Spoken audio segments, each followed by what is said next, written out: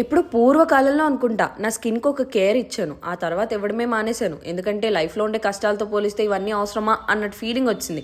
కానీ అది కూడా ఏం చేసిందంటే, ఇప్పుడు నీకు నేను అవసరం లేనప్పుడు నువ్వు కూడా నాకు అవసరం లేదు అన్నట్టుగా ట్రీట్ చేయడం స్టార్ట్ చేసింది.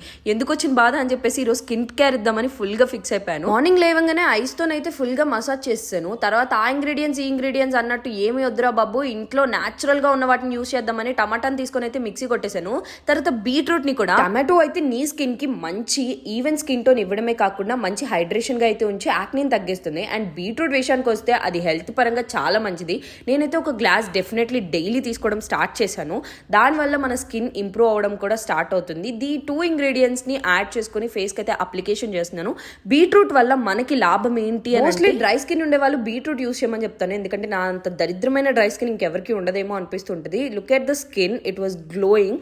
అది డైలీ ఉంటుందని నేను చెప్పను, డైలీ అప్లికేషన్ చేసుకుంటే ఉంటుంది.